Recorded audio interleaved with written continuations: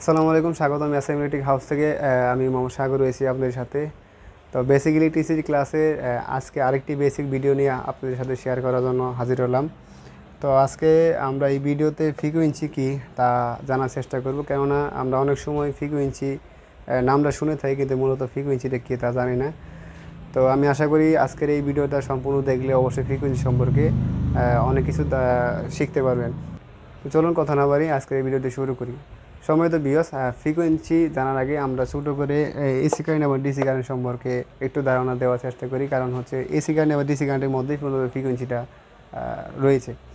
তো সর্বপ্রথম আসি যে ডিসি কারেন্ট, যার ফুল মিনিং হচ্ছে আমাদের ডাইরেক্ট কারেন্ট, বা বাংলায় বলতে গেলে একমুখী প্রবাহ। অর্থাৎ আমরা দুটি তার চিন্তা করি, কল্পনা করি যে একটা দিয়ে নেগেটিভ যাবে, একটা দিয়ে পজিটিভ যাবে।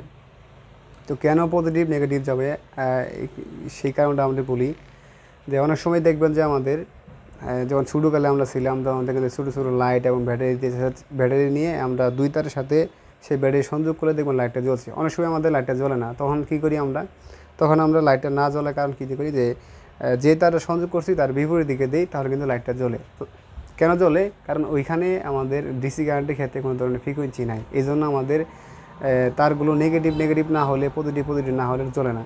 তো এই তারা একটা উদাহরণ দিয়েছি, যেমন এই যে লাইট, এই একটি 12 ভোল্ট ব্যাটারি রয়েছে, যে ব্যাটারির সাথে আমরা একটা লাইট সংযোগ করছি, তার লাইটের নেগেটিভ আর ব্যাটারি নেগেটিভ এক করছি, লাইটের পজিটিভ এবং ব্যাটারি পজিটিভ এক করছি, তখন কিন্তু আমাদের এই ভালো জ্বলছে।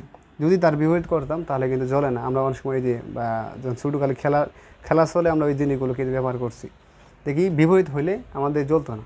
কেন জ্বলতো না? কারণ সেখানে ফ্রিকোয়েন্সি নাই।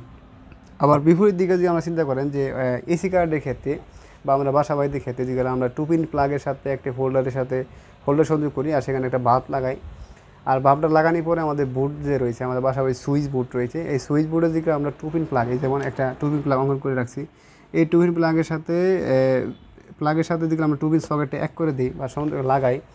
আমরা তখন কিন্তু চিন্তা করি না যে এইভাবে লাগাইলে জ্বলবে, তার বিপরীত দিকে জ্বলবে না, এই কথা কিন্তু আমরা চিন্তা করি না, কারণ যেভাবে লাগান সেখানে জ্বলে। কেন জ্বলে?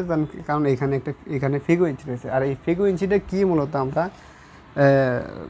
এখান থেকে জানতে পারবো, এখান থেকে বুঝতে পারবো।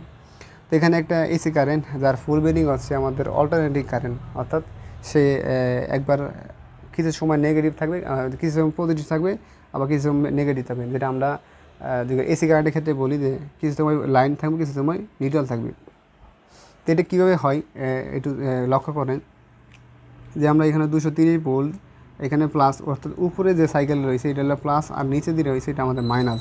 অর্থাৎ আমাদের জিরো থেকে যখন আমাদের এই সাইকেলটা আস্তে আস্তে উপরে হয়, অর্থাৎ 0 ভোল্টের থেকে 230 ভোল্ট প্লাস থাকে, তখন আস্তে আস্তে আবার কি জিরোতে হয়।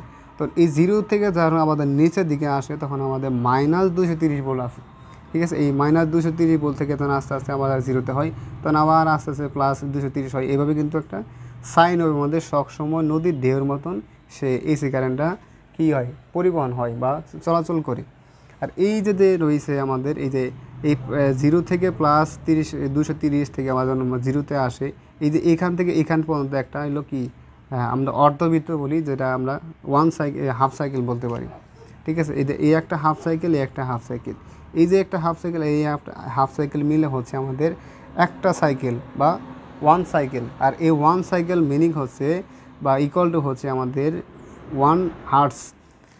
আরেকটি কথা জেনে রাখা ভালো যে আমাদের ফ্রিকোয়েন্সির একক হচ্ছে হলো হার্টস, অর্থাৎ যা আমরা Hz দ্বারা প্রকাশ করি। অর্থাৎ আমাদের এই সাইকেল, এই একটা হাফ সাইকেল, এই একটা হাফ সাইকেল, এই দুইটা হাফ সাইকেল মিলে হচ্ছে 1 সাইকেল। আর 1 সাইকেল মিনিং বা 1 সাইকেল ইকুয়াল টু হচ্ছে আমাদের 1 হার্টস।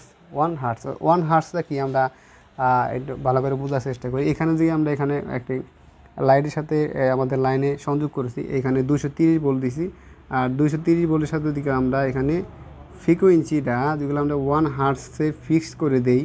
ঠিক আছে, অর্থাৎ আমাদের 230 ভোল্ট 1 হার্টসে এই লাইটটা জ্বলবে। তো তখন কি হবে? 1 হার্টসে 230 ভোল্ট দিলে কি হয় দেখেন।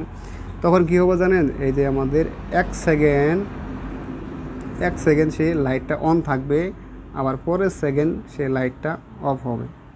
অর্থাৎ যেহেতু আমরা এখানে ফ্রিকোয়েন্সিটা সেট করছি কত, 1 হার্টসে দিছি।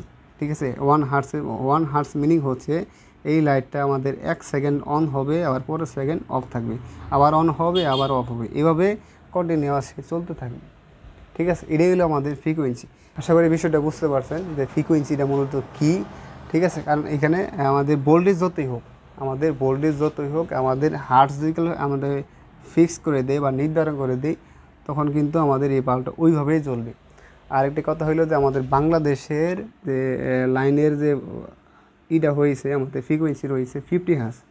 ঠিক আছে, 50 হার্জে আমাদের বাংলাদেশের লাইনগুলো চলে। এখানে ভোল্টেজ যতই হোক, ঠিক আছে, আমাদের 50 হার্জ অর্থাৎ আমাদের এই 50 হার্জ মিনিং 1 সেকেন্ডে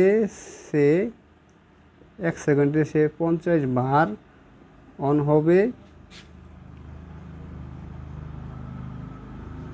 হবে, আবার কি হবে, অফ হবে। অর্থাৎ সে 1 সেকেন্ডে একটা বাল্ব, যেগুলো আমরা এখানে 1 হার্জ না দিয়ে 50 হার্জ দিতাম, তাহলে কি হইতো, এই লাইটটা 1 সেকেন্ডের মধ্যে 50 বার অন হইতো, 50 বার অফ হইতো। তবে এখানে একটা প্রশ্ন হইতে পারে যে 1 সেকেন্ডের দিকে আমরা 1 সেকেন্ডে 50 বার লাইট অন এবং অফ হয়, তাহলে আমরা কেন বুঝতে পারি না বা দেখতে পারি না যে লাইটটা অন অফ হচ্ছে, অবশ্যই 1 সেকেন্ডেতে 50 বার অন অফ হয়, সেটা আমরা দেখতে পারি না। তো এইটা দেখার আরেকটা মাধ্যম হচ্ছে আমাদের বর্তমানে স্মার্টফোনগুলো রয়েছে। স্মার্টফোনগুলোর ক্যামেরার সাথে যদি আমাদের ওই যে আগেকার যে লাইটগুলো রয়েছে, যেটা ফিলামেন্ট ভিত্তিক যে বাল্বগুলো, সেই বাল্বের সামনে বা বাল্ব জ্বলানোর পরে যখন ধরবেন, তখন দেখবেন যে বাল্বটা হালকা কী করছে, মানে অন অফ হচ্ছে, যে কিছুটা হলে বোঝা যায় স্মার্টফোনে। তো এই ছিল আজকের ছোট্ট একটি ভিডিও ফ্রিকোয়েন্সি। তো আশা করি বুঝতে পারছেন ফ্রিকোয়েন্সিটা কী। যদি কোথাও না বলছেন অবশ্যই কমেন্টে জানাবেন, আমি আপনার কমেন্টের যথাযথ উত্তর দেওয়ার চেষ্টা করব।